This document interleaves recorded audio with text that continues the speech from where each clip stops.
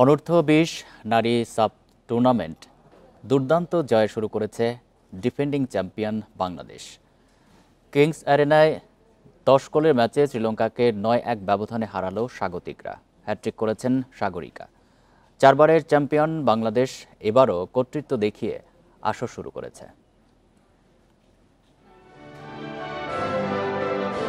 Favourite হয়ে 4 দলের আসরের উদ্বোধনী ম্যাচে মাঠে নামে বাংলাদেশ। সামর্থ্যের সঙ্গে শরীরী ভাষা আর আত্মবিশ্বাসে এগিয়েছিল লাল সবুজ। এশিয়ান কাপ বাছাইয়ে পারফর্ম করা 8 ফুটবলারকেই শুরুর একাদশে রাখেন কোচ বাটলার। ম্যাচ শুরু হতেই ফ্রি কিক থেকে দলকে লিড এনে দেন মিডফিল্ডার স্বপ্না রানী। 3 মিনিটের মধ্যে বাঁ প্রান্ত থেকে ব্যবধান দ্বিগুণ করেন মুনকি আক্তার। 20 মিনিটে মুনকির জোড়া পূরণের শট মিস হয় গোলপোস্টে লেগে। 2-0 গোলে পিছিয়ে পড়ে দিশেহারা লঙ্কান মেয়েরা। নিজেকে সতর্ক করেন গোলরক্ষক থারুশিকা। 29 মিনিটে আটকে দেন স্বপ্নার শট।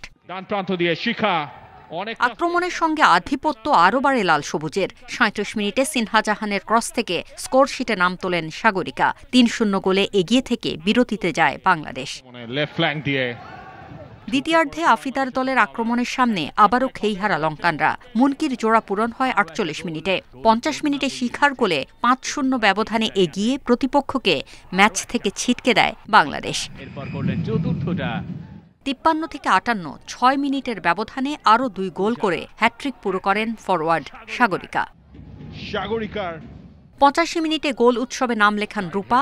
এখনো পর্যন্ত 5 আসরে 4 বারের চ্যাম্পিয়ন বাংলাদেশ। প্রথম ম্যাচে তাদের অপ্রতিরোধ দক্ষতাই দেখিয়েছে। কিংস অ্যারেনায় বাংলাদেশের রাজত্বে কোনো প্রতিরোধই করতে পারেনি শ্রীলঙ্কা। স্বাগতিক গোলরক্ষক স্বর্ণাকে কোনো বেগ পেতে হয়নি। হাফ টাইমের পর নির্দেশনা দিছিল যে অনেক ভালো হবে, আমরা ভালো খেলতে পারবো। সো ওইটা নিয়ে মাঠে নামছিলাম, সো ভালো খেলছি। অবশ্যই এটা তো আত্মবিশ্বাস আছেই যে সামনের ম্যাচগুলো এর থেকে আরো আমাদের ভালো করতে হবে, আরো ভালো খেলতে হবে। ম্যাচের শেষ দিকে 1 গোল লঙ্কানদের, তাতেই উদযাপন ছিল চোখে পড়ার মতো। উদ্বোধনী ম্যাচে দুর্দান্ত জয়ে মাঠ ছাড়ে বাংলাদেশ। দেখেছেন তারা সেই মুহূর্তটাও।